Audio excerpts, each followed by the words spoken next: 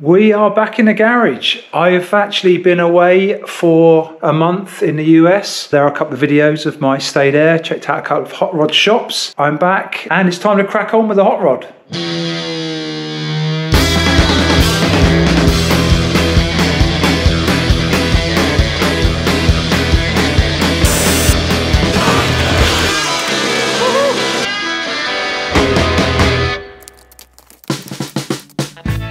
I have got some terrible jet lag, but let's just have a quick recap of how far we got to with the hot rod build. Everything is pretty much mocked up with the rear suspension. That was the last episode, but I want to put in a proper cross member to hang those top 4-link bars on, and that cross member will also just give more strength to the frame because I've chopped so much out of that existing cross member there to accept the gearbox.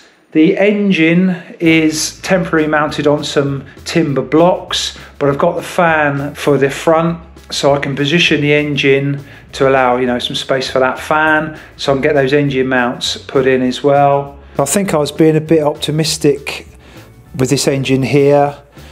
Got the fan, it does kind of have this piece which sticks out quite far, and I think that's so the fan misses a distributor down there. This engine's gonna need to come back,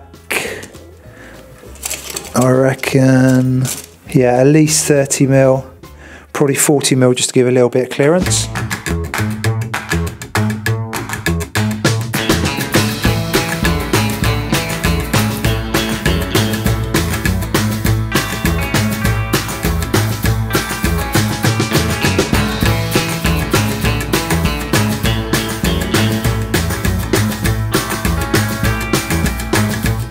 Got this engine shunted back about as far as it'll go actually.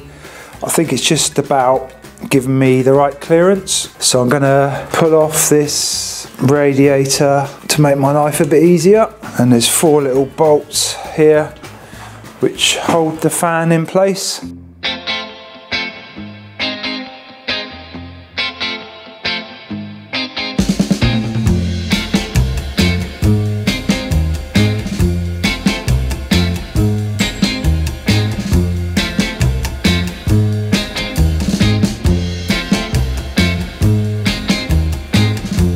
And there is the fan fitted, decent bit of clearance, kept it fairly tight obviously, probably 20 mil, just under an inch there. As I said, the gearbox is kind of pushed back as far as I can get it to that cross member. Obviously I might end up cutting more of this out. I think that is the position of the engine now. Pretty happy with that. I need to get these temporary wooden mounts out of the way. So got the engine crane hooked up and I'm gonna set the engine on these blocks of wood. I've cleared the wooden mounts out of the way. This is the mount that needs to get welded in with the biscuit engine mount, and that sits into the frame rail there. But I think these are oversized. I think you're supposed to trim them down. The bracket's going to stick out too far. In fact, I think the engine's over slightly. Yeah. So you can see there. So these are going to get cut down, but I think what I'm going to do is just drop the engine slightly and try and center it perfectly in the frame. Then I can measure and see how much I need to chop off these engine mounts. The engine is now resting on the blocks of wood and I've centered it up pretty much spot on in the center there. I've taken lots of measurements here and offered the engine mounts up, and I've worked out I need to cut about 20 mil off each mount.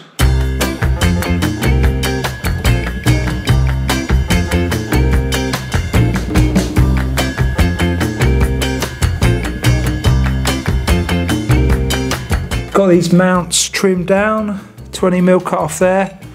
Let's see if it's going to line up. There's the biscuit which sits in there. Oh yeah, that's looking pretty damn good. And the bolt just drops straight in. So I'm going to take that as a win. That looks pretty good. Can I just have a moan? These biscuits, they come with a bolt and nut obviously, and you can see the biscuit there together. Obviously you've got the thickness of the mount there, and that gives you what, just about space to get a nut on, if you can see, but it doesn't take into account the engine that you've got to go through, which is another kind of ½ inch or so. So basically what I'm saying is these bolts you get with the biscuits are just not long enough. They're about 1 inch, 25mm too short. Just these little things when you're building a car just drive you mad. So the only bolts long enough I've got are these roofing bolts. So I'm just going to stick these in temporarily just so I can mock the thing up. I must say, pretty pleased of how they're looking. Got a little bit of gap from the biscuit to the frame there. It's pretty good. Now eventually I'm going to fully weld those mounts in, but it's kind of difficult to get in there with the engine and everything away, and at some point I'm going to have to disassemble the whole thing anyway, so that gives me good access. I think what I'm going to do is drill 2 holes through the frame and mount either side, and actually put some bolts, and then eventually I can plug weld those in to give me some extra kind of penetration there as well. And if I need to move them a bit, that will just allow me to do that. That is going to fit nicely under there now. And there we have it. The engine is supported on engine mounts. I've just got them bolted in. As I said before, I will plug weld the holes eventually once they're fully welded. And for some reason that makes me so happy looking at those mounts. Just having the engine in its final place there, as I've probably said previous episodes, it just means everything can relate back to that.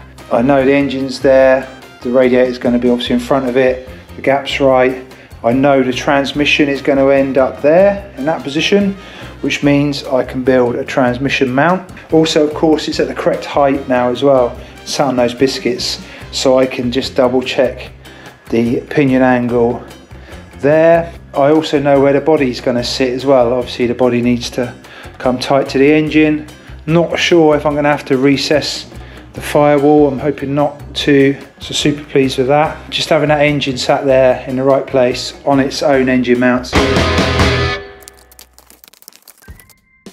Next I'd like to get a permanent cross member in, and I'm thinking to place it here.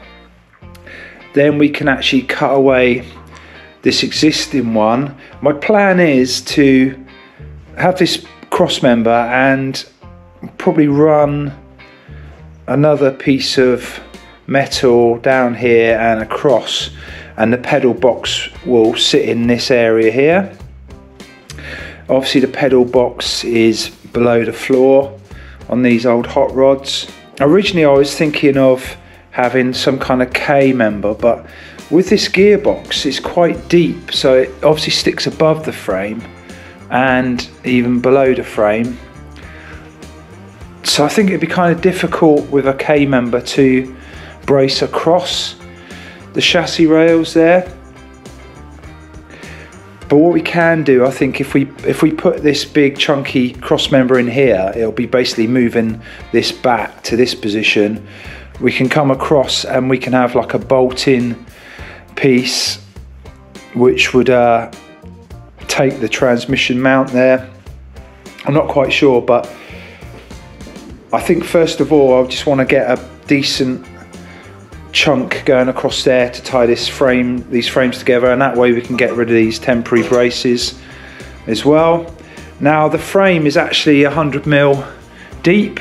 I'm thinking a bit like this cross member, get something that's 100mm deep to go across. So the broom is representing the prop shaft there, and at the moment it just about goes below the frame at that point. However, there's no sort of suspension travel.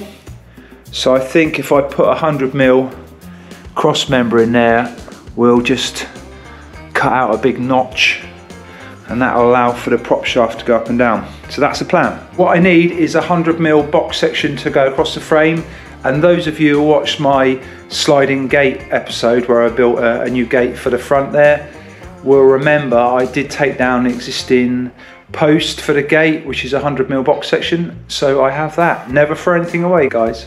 Just offered this piece of box section up, and I'm just gonna scribe a line on each side so I know where to cut. Checked the angle with this tool here, and I've set the chop saw to match that angle, tightened it down, and I think we're ready to cut this up. That's looking pretty good. The angle pretty much spot on there. So what I'm thinking of doing now is to top and bottom of this box section is trim this back to match the frame there. So these parts obviously will continue inside the frame, and the top and bottom will be flush. Hope that makes sense.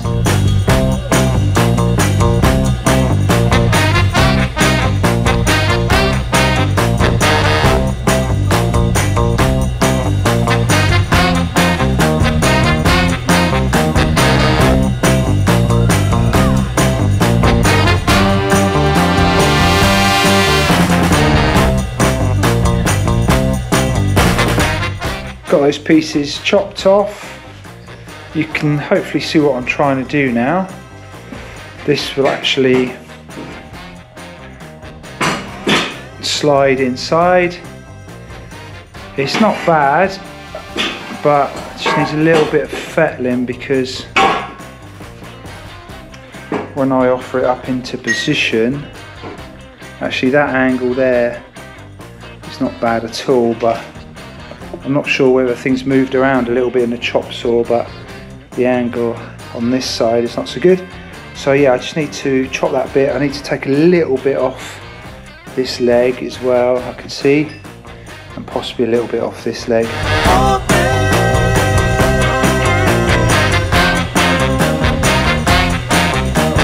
Got these ends all prepared, so let's see if it's gonna slot in.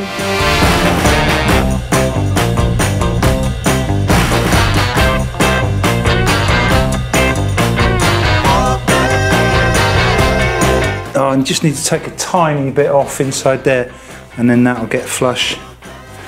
I mean, it's really a minute amount. All right, I'm going to waz it back out again one more time.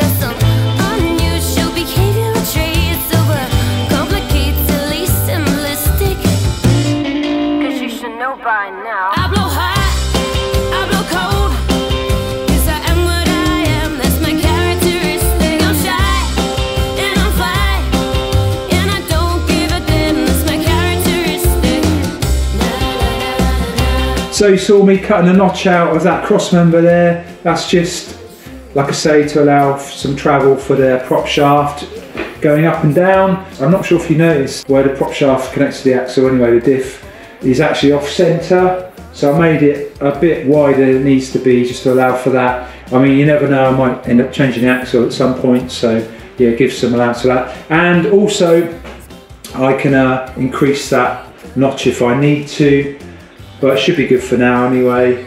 You also saw me cleaning up these chassis rails. ready for welding. So let's slot this in.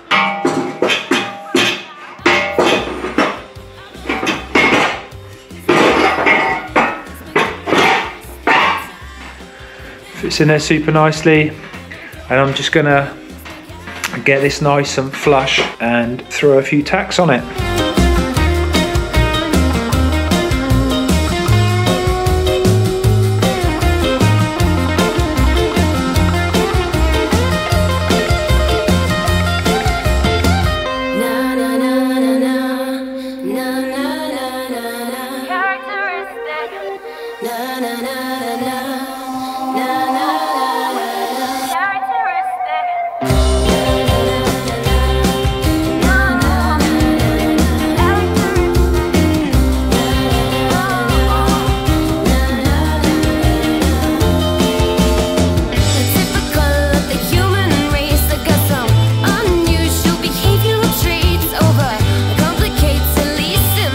Just before we look at this crossmember, I just want to know if anyone else uses one of these. I bought this welding mat this week actually, just arrived, and I just thought I'd put it down on the floor because this welding has absolutely ruined my epoxy flooring. I mean, that was brand new a few years ago and it's, you know, completely battered. You just weld on it, burns it up. So I thought I'd try this welding mat. Takes up most of the brunt up, so yeah, quite pleased with that. But also, yeah, it'll help protect stuff when I'm obviously welding over something important. But just wondering if anyone else uses these things. The cross member is in. I've just started grinding welds down a little bit on the top. I'm not too worried. Obviously, I'm probably going to end up boxing all this in. You won't even see the welds in there. But on top, the body's going to lay there, the floor in, so I just wanted to grind these flat. Super pleased how the cross members come out though. The only one slight thing, if I'm honest, if I thought about it, I did cut the bottom of the cross member, you know, at an angle, and it kind of would have been nice to have done a nice slopey cut out there. If I ever get bored and have too much time on my hands, I could just curve that off. However, you know, it's underneath the car, you're never going to see it. But I'm really pleased with that. The frame is a bit battered and that lined up perfectly on this side. But on this side, you might have seen me, I was trying to bash it out a bit, but that frame has kind of got a little low point in it where this cross member meets. Anyway, filled up with weld. The outside of it's actually flush, it's just it dips down a bit there. Again, it's going to get covered up, you never see it.